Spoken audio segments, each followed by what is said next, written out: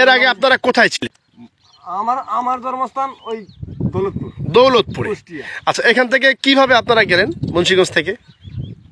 তারাই যে আমার দাদার আব্বা যে কিভাবে গেছে এমনি আপনার দাদার বাবা এই মুন্সিগঞ্জ থেকে তারা চলে গেছে কোথায়?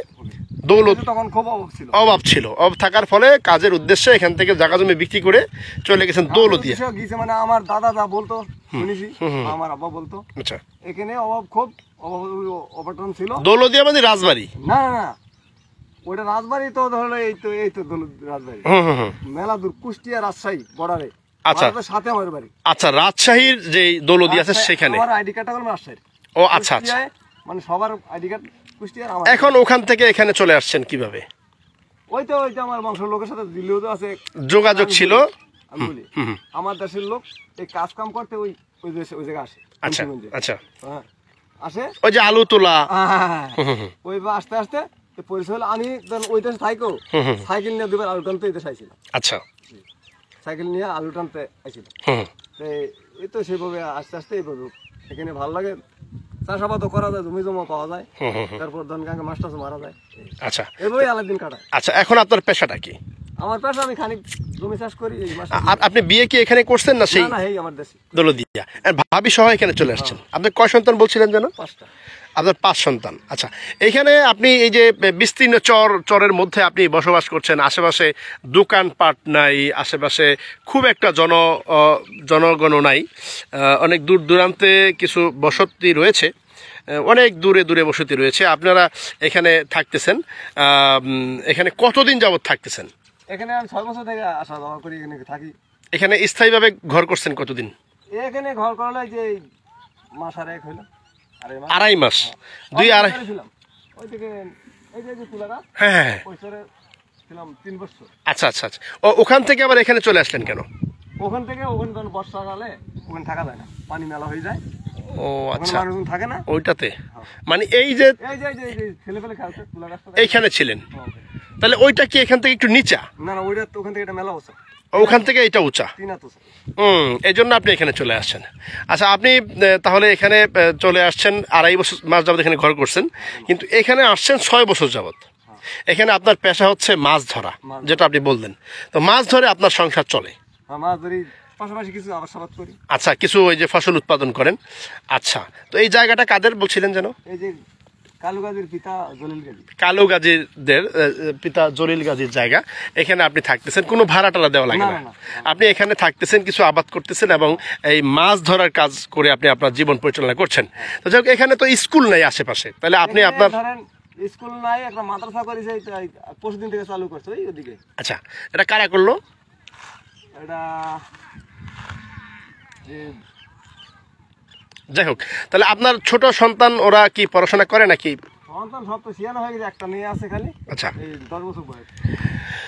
তো যাই হোক, একজন ভাই তিনি বলছিলেন তার জীবনের কথা। তিনি তার বড় বাবা হয়তোবা তারা অভাবের সময় চলে গিয়েছিল, সেই কোথায় যশোরের কুষ্টিয়ায় চলে গিয়েছিল। সেখান থেকে তিনি আবার সেই নারীর টানে, তার জন্ম যেহেতু কুষ্টিয়াতে, সেখানেই তিনি ভোটার, কিন্তু তিনি আবার যখন তাদের যে জ্ঞাতি গোষ্ঠী ছিল তাদের সাথে যোগাযোগ রেখেছেন এবং তিনি যখন জানতেন যে এখানে তার আত্মীয় স্বজনরা রয়েছে, তো সময়ের ব্যবধানে তিনি আবার কাজের উদ্দেশ্যে এই অঞ্চলে এসেছেন এবং বিভিন্ন সময় কাজ করেছেন, নদীর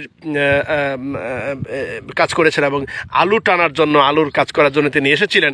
তো পরবর্তীতে তার এই অঞ্চলের প্রতি মহব্বত চলে আসে, ভালো লাগা, ভালোবাসা, এবং তিনি সপরিবারেই চলে এসেছেন এখানে এবং এখন এই ঠিক পদ্মা নদীর বাম তীরে অবস্থান করছেন। এখানে গাজীদের জায়গার উপরে তিনি বাড়ি করে থাকছেন এবং ছোট্ট ছোট্ট 2টি ঘর যেখানে রয়েছে অসংখ্য শান্তি, খুব ভালোভাবে বসবাস করছেন, কোনো অশান্তি নেই এবং কোনো অশান্তি নেই। ছোট্ট ছোট্ট কুঠিরের মধ্যেই কিন্তু তিনি বসবাস করছেন। তিনি মাছ ধরার কাজটি করেন এবং পাশাপাশি আবাদ করেন, এমনটাই তিনি জানালেন। আমরা দেখতে পাচ্ছি 2টি নৌকা, টিন দিয়ে তৈরি করা হয়েছে নৌকা। এই নৌকা নিয়েই তিনি চলে যান নদীতে এবং জীবিকা নির্বাহ করেন এমনটাই তিনি জানিয়েছেন। তার মনে কোনো কষ্ট তার মনে কোনো কষ্ট নেই। আল্লাহ যেভাবে রেখেছেন সেইভাবেই তিনি ভালো আছেন এমনটি তিনি জানালেন। কোনো কষ্ট শূন্য মানুষের কিন্তু সর্বোচ্চ অভাব আমরা লক্ষ্য করি, কিন্তু এই ভাই বললেন যে তার কোনো কষ্ট নাই, তিনি অনেক ভালো আছেন এবং খুব সুন্দরভাবে বসবাস করছেন, কোনো ভয়ভীতি নাই। এই যে ঝড় বন্যা জলোচ্ছ্বাস নদীর পাড়ে বসবাস করছেন, রাষ্ট্রীয় কোনো সুযোগ সুবিধা পান কিনা, সরকারি কোনো সহযোগিতা পান? সরকারি কোনো সুযোগ সুবিধা পান না। তো আপনি যে এখনো ভোটার রয়েছেন কুষ্টিয়াতে, ভোটার কি এখানে চেঞ্জ করে আনবেন কিনা? তখন এখানে ঘর বাড়ি ভালো মতন এই তো এই যে ওই দুই ভাইয়ের ঘরে টাকা বাড়ি করছি, ভাই আবার বলছে 4 মাসে ফসল আসুক, আপনি কিছু টাকা গোছাবেন, আমি কিছু টাকা গোছা একটা সুন্দর মতো একটা 2 লাখ টিনের ঘর তুলে দিবেন। আচ্ছা, এরপরে আপনি ভোটটা এখানে ভোট নিয়ে আসবেন কিনা? আপনি তো এখন কুষ্টিয়ার ভোটার, কিন্তু এখানে কি ভোটার হবেন কিনা? ওই ভোটটা ট্রান্সফার করে বদলায় এই অঞ্চলে নিয়ে আসবেন কিনা? মানে আমি আরেকটু কথা আমি বলি, জি, আমার বাড়ি এসে কখনো কুষ্টিয়া জেলা, আমার বাড়ি কোনো কুষ্টিয়া বাড়ি আছে, হ্যাঁ বুঝছেন, এই গাঙ্গের কিনারে বাড়ির জীবনে ভাঙবে না, আল্লাহ যদি গজব মানে বিপদ বালা না, মানে নদীর তীর রক্ষা হয়েছে, বাদ দেওয়া আছে, ব্রিটিশ আমল পাথর ফেলাইছে। আচ্ছা আচ্ছা, ওখানে ধরেন আমার বাড়ি দৌলপুর থানা ছিল, পাশাপাশি ভেড়ামারা থানা, হ্যাঁ, নদীর কিনারে আমি বাড়ি করেছি। ওই বাড়ি ভাঙবে না, ওই বাড়ি থাকবে, আল্লাহ যদি যতদিন রুজ কিয়ামত না হয় থাকবে, এর মনে আর একটা। তো ওখানে আবার ওখান থেকে ট্রান্সফার করে ওখানে ভোটার হয়েছি, বুঝছেন, আবার ফির ওখান থেকে এখানে ট্রান্সফার করবে, এই জ্ঞানদাম মনে করে ট্রান্সফার করি না। আচ্ছা, তো যাই হোক, আপনারা এখানে আছেন, বসবাস করছেন, কিন্তু রাষ্ট্রীয় কোনো সুযোগ সুবিধা আপনি পাচ্ছেন না। পাশাপাশি আপনি এখানে যে বসবাস করছেন খুব ভালো আছেন এবং জি, যাই হোক, অল্পতেই তুষ্ট এমন একজন মানুষের সন্ধান আমি পেলাম, তার সাথে আমি সংযুক্ত হয়েছি, কথা বলছি। আমারও অনেক ভালো লেগেছে যে এই ভাইয়ের যে মনের যে তৃপ্তি, 2টা ঘর রয়েছে, সেখানে তারা বসবাস করেন। ঝড় বন্যা জলোচ্ছ্বাস কোনো ঝুঁকি তাদেরকে ভীত করে না এবং দিন শেষে তারা ভালো আছেন এমনটাই বললেন। যাই হোক, সব কিছু মিলে প্রত্যেকটা মানুষেরই একটা এক্সট্রা চাহিদা থাকে, কিন্তু তিনি বলেছেন যে আমি এখানে আছি, ভালো আছি, আমার স্থানীয় লোকজন আমাকে একটা ঘর করে দিবে এমনটাই তিনি জানালেন। তো যাই হোক, অত্যন্ত হাস্যোজ্জ্বল একটি মানুষ, তাকে আমি আমার অন্তর থেকে স্যালুট জানাই এবং তার যে জীবনটি চলছে, জীবন তো চলমান, এবং তিনি যেই জীবিকা নির্বাহের জন্য নৌকা এবং আবাদ করে তার জীবন পরিচালনা করেছেন, এরকম অসংখ্য মানুষ কিন্তু বাংলাদেশে রয়েছে যাদের সাথে আমাদের সাক্ষাৎ করার সুযোগ হয়নি। আজকে একজন তৃপ্তি ভরা মানুষের সাথে আজকে কথা বলতে পেরে আমি গর্বিত হচ্ছি, গর্ববোধ করছি যে একজন মানুষ যার কোনো ইচ্ছা, তার কোনো এক্সট্রা চাহিদা নাই, তিনি রুজির সন্ধানে একসময় তার দাদা বড় বাবা চলে গিয়েছিল কুষ্টিয়াতে, এবং কুষ্টিয়া থেকে তিনি আবার তার সেই নারীর টানে চলে এসেছেন এই মুন্সিগঞ্জ তথা চরাত্রা, শরীয়তপুরের চরাত্রার নদীর পদ্মার বাম তীরে তিনি আবার বসবাস শুরু করেছেন। একটি ভালো ঘর করবেন এমন ইচ্ছাটিও তার রয়েছে। আর এমন মানুষের সাথে কথা বলতে পেরে আমাকে ধন্য মনে করছি এবং তার সাফল্য কামনা করছি।